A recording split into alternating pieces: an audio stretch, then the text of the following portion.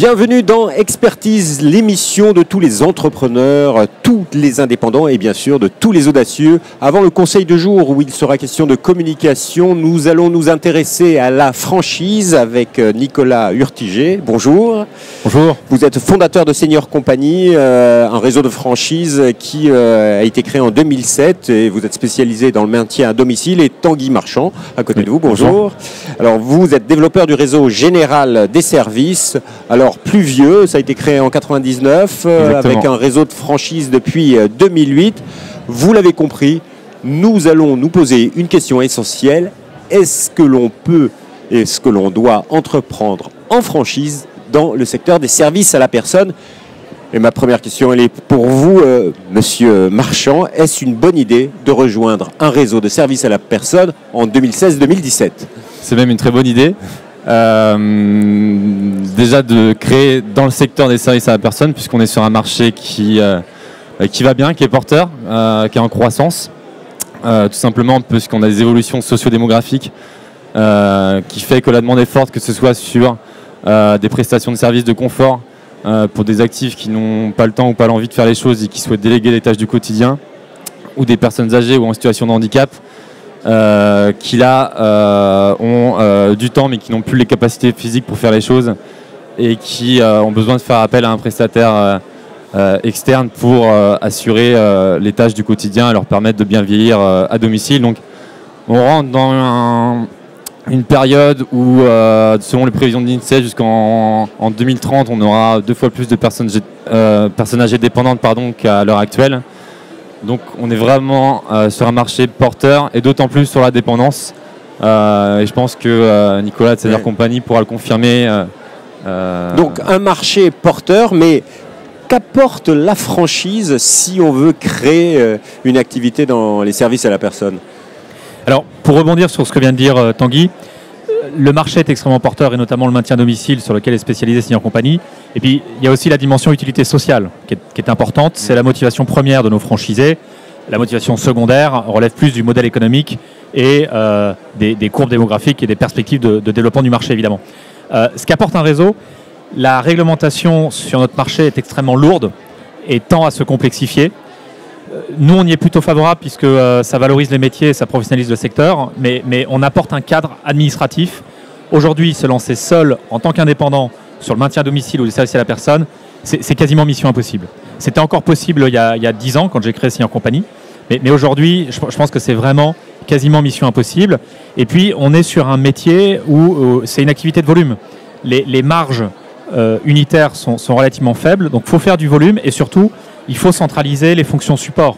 Et c'est tout l'intérêt d'un réseau, c'est décharger les franchisés des tâches, je dirais, un peu ingrates, administratives, ressources humaines, informatiques, pour permettre aux franchisés en local de se concentrer sur la relation client et la gestion de son personnel. Donc, vous parlez de marché porteur, un marché qui développe, il y a plein de franchises qui s'ouvrent, mais ce n'est pas un marché qui est extrêmement concurrentiel de nos jours, Monsieur Marchand? C'est un marché qui est extrêmement concurrentiel et c'est une bonne nouvelle d'ailleurs puisque ça signifie qu'il y a un vrai marché, il y a beaucoup d'acteurs, que ce soit des entreprises privées, associatifs ou particuliers employeurs. Après, c'est vrai que il n'y a pas de risque pour entreprendre dans ce secteur finalement ou pas? Seuls les modèles forts vont pouvoir tirer leur épingle du jeu sur ce marché avec des process de travail, avec des process de travail notamment sur la gestion des ressources humaines qui est vraiment un élément fondamental et j'ai envie de dire la clé de voûte des entreprises qui vont réussir dans le secteur. C'est de bien recruter, bien former, bien fidéliser ces salariés qui seront le révélateur finalement de la qualité de service au domicile des particuliers. Donc clairement la formation c'est vraiment un élément de différenciation pour nous en tout cas sur le marché des services à la personne. On a d'ailleurs par exemple un centre de formation intégré qui permet de former les salariés sur les métiers des SAP. Donc un marché, on va dire, concurrentiel, mais porteur, où il faut vraiment avoir une structure qui s'occupe du projet. Finalement, pour l'entrepreneur qui se lance, comment tirer son épingle du jeu Alors, bonne question. Ouais. J'ajouterais, vous connaissez peut-être pas les statistiques de la franchise, 80% de chances de succès en franchise, uniquement 50% de chances de succès en tant qu'indépendant. Donc l'entrepreneuriat, c'est prendre un risque. Ouais. Alors après, moi je suis franco-américain. Aux États-Unis, on dit take a chance. En France, on dit prendre un risque. Donc bon, c'est des différences de perspective qui sont assez intéressantes, mais on limite quand même fortement le risque en étant accompagné et dans le cadre d'un réseau. Et comme tout réseau qui se respecte et qui survit, puisqu'il y a eu un effet de mode service à la personne après le plan Borloo en 2005, et entre 2005 et 2010, il y a eu énormément de création d'entreprises dans les services à la personne. Aujourd'hui, l'effet de mode c'est un petit peu tassé, et les réseaux nationaux qui survivent et qui perdurent sont, sans se jeter des fleurs, il y a du mouvement, il y a des fusions. Bien sûr, sont les plus professionnels. Donc aujourd'hui, vous n'avez que des professionnels et qui œuvrent pour... On se connaît de par nos fédérations respectives. On travaille de concert pour vraiment valoriser le secteur et professionnaliser le secteur et faire en sorte qu'il y ait de plus en plus de certifications, qu'il y ait une vraie qualité de service qui soit reconnue. Alors, quel est le profil qu'il faut avoir pour entreprendre dans les services à la personne? C'est une question que je vous pose à tous les deux. J'imagine que ça dépend des réseaux. Quand on est dans le maintien à domicile, oui, c'est un profil, et quand on est dans les services généralistes, c'en est un autre. Alors, il n'y a pas de profil type chez nous. On est sur profil de personnes qui ont été soit salariés, soit déjà entrepreneurs dans différents secteurs d'activité. Donc nous, avoir une expérience dans le champ médico-social ou des services à la personne, c'est pas un critère, on va dire que c'est un plus. Puisque nous, le savoir-faire et l'expertise sur le métier, c'est vraiment quelque chose qu'on va apporter aux franchisés. Donc nous, ce qu'on cherche, c'est des personnes qui ont des compétences managériales et commerciales, fortes compétences managériales, qui ont l'habitude de gérer des hommes et qui également, comme le disait Nicolas tout à l'heure, sont vraiment sensibles à l'utilité sociale des entreprises de services à la personne et qui souhaitent redonner du sens à leur action. Dans une situation ou une ancienne expérience professionnelle où il ne se retrouvait pas finalement. Vous êtes d'accord avec lui? C'est tout d'abord le profil managérial qui compte? Oui, non. Alors pas de profil type, moi je dirais pas de CV type, mais on a quand même des qualités recherchées, des profils types. Il faut un sens du service, évidemment. Il faut le sens de l'utilité sociale, il faut le sens du tact et de la diplomatie, des compétences de gestionnaire et des aptitudes relationnelles pour développer une activité dans le médico-social. Et nous non plus, on ne stigmatise pas les profils non issus du secteur, puisque au démarrage, on demande à nos franchisés de démarrer dès le départ avec un assistant issu du médico-social. D'accord. Les deux dernières questions avec des réponses rapides. Quand on se lance dans ce secteur, quels sont les 2-3 conseils, spécificités qu'il faut prendre en compte? Monsieur Ertiger. Alors, en 2 mots, s'armer de courage, de persévérance, mais ça c'est le propre de l'entrepreneuriat. Deuxièmement, il faut vraiment être très vigilant, très rigoureux sur la satisfaction client. Et à la limite, un client mécontent, c'est génial comme source d'information. Donc il faut vraiment écouter ses clients. Et puis, troisièmement, des compétences de gestion et de management. On est sur des métiers où, en 2 ans, on crée 30 ou 40 emplois. Donc, voilà. Des précautions à prendre? Précautions à prendre, j'ajouterais qu'il y a une attention particulière à apporter sur le choix du franchisé, en tout cas quand on veut se lancer en franchise dans les services à la personne. Bien de rencontrer les franchisés. Enfin, nous, c'est vraiment quelque chose qu'on conseille, qui fait partie du parcours d'accompagnement à la réflexion des candidats, pour connaître finalement la réalité du terrain, du métier, voire de faire une journée d'immersion dans une agence pour se rendre compte de ce qu'est vraiment le métier de directeur d'agence de service à la personne. C'est un métier qui est passionnant.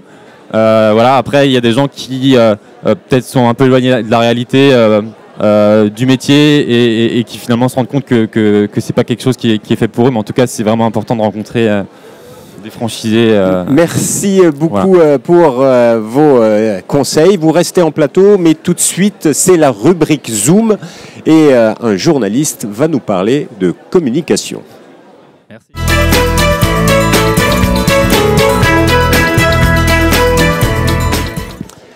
Alors, nous a rejoint sur le plateau pour le conseil du jour Pascal Leguerne, journaliste, conférencier. spécialiste de l'entrepreneuriat. Bonjour. Alors, j'imagine que votre conseil du jour, c'est bien communiquer. Bien communiquer, et ça veut dire bien préparer.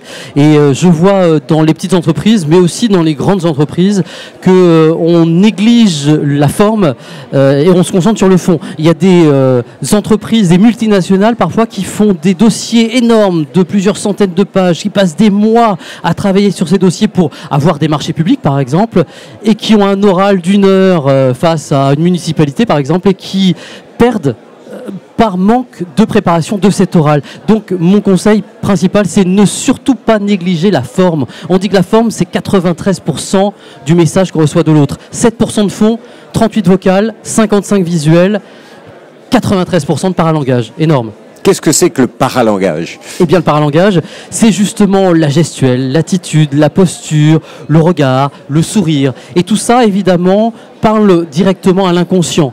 Quand je vous regarde, vous n'êtes pas neutre en termes d'information. Vous avez une montre de telle façon, un costume, une chemise, etc. Peut-être des boutons de manchette. Et tout ça, évidemment, me parle. Quand je vois quelqu'un, je décrypte un certain nombre d'éléments. Et évidemment, pour convaincre l'autre, il faut essayer de maîtriser au maximum ses yeux, sa gestuelle, sa voix, etc., etc. Donc, sur la forme, faire attention. Le paralangage, faire attention. Sur le fond, quelques conseils? Sur le fond, on parle du pitch. Moi, je parle souvent des accroches. Mais évidemment, si j'essaie de vous convaincre, de vous vendre un produit, de vous parler de mon entreprise, si je démarre en disant « je vais vous parler de mon entreprise XY », ça vous fait rêver?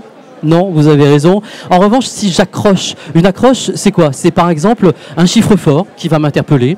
C'est une petite citation qui va m'interpeller, c'est un storytelling. Si je vous raconte une histoire, eh bien vous allez rentrer peut-être dans mon produit, dans mon entreprise. C'est également une énumération. Mais l'idée, c'est de ne pas donner le sujet tout de suite, mais d'accrocher l'autre, d'essayer de capter son attention par les messages. Et ensuite, à la fin, je vois des gens, lors des présentations de produits ou lors d'une présentation quelle qu'elle soit, qui terminent en disant, eh ben voilà. Ça fait pas rêver non plus. Hein. On appelle ça la chute. Il faut terminer. Il faut que la boucle soit bouclée. La chute, c'est un peu le bouquet final d'un feu d'artifice. S'il n'y a pas de feu d'artifice, s'il n'y a pas de bouquet final, mais c'est pas ça bien. Se travaille, tout ça. Bien sûr. Le plus grand conseil, c'est la préparation. Hein. Une bonne minute à l'oral, c'est au moins 1 heure de préparation. Et vous le savez, en télévision, en radio, c'est pareil. Une bonne vous minute. Êtes un adepte des fameux 5C. Les 5C, clair, concis, concret, tant qu'à faire, concerné évidemment par son sujet et convaincant, ça va de soi. 5C, clair, concis, concret, concerné, convaincant, et là vous gagnez. Dernier petit conseil. Pour les journalistes, les entrepreneurs, les créateurs d'entreprises vont devoir un jour gagner la vie d'un journaliste. Comment faire? Quel est le petit conseil pour faire en sorte qu'il y ait un jour un article, une interview plateau ou un reportage? Alors pas facile d'abord parce que moi je reçois 200 mails par jour, 200 idées de produits, d'entreprises, etc. Et je dirais que le conseil majeur, faites du qualitatif et oubliez le quantitatif.